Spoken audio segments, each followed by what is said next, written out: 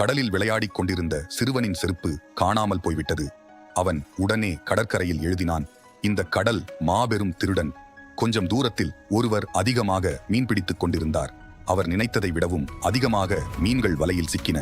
அவர் அக்கடற்கரையில் எழுதினார், இக்கடல் பெரும் கொடையாளி. அதே கடலில் ஒருவன் நீந்தச் சென்று மூழ்கிவிட்டான்.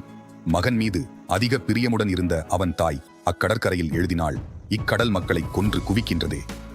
ஓர் வயது முதிர்ந்த மனிதர் கடலுக்குச் சென்று முத்துக்களை வேட்டையாடி கொண்டு வந்தார். அவர் மிக்க மகிழ்ச்சியோடு அக்கடற்கரையில் எழுதினார், இந்த கடல் ஒன்றே போதும், நான் ஆயுள் முழுக்க மகிழ்ச்சியோடு இருக்கலாம். ஓர் பெரும் அலை வந்து இவர்கள் அனைவரும் எழுதியவற்றை அழித்துவிட்டுச் சென்றது. பிறர் கூறுவதை காதில் வாங்கிக் கொள்ளாதே. இவ்வுலகை ஒவ்வொருவரும் ஒவ்வொரு கோணத்தில் பார்க்கின்றனர். உன் நட்பும் சகோதரத்துவமும் நிலைக்க வேண்டுமானால் நீ பிறரின் தவறுகளை உன் மனதிலிருந்து அழித்துவிடு. வாழ்க்கை சிறக்கும்.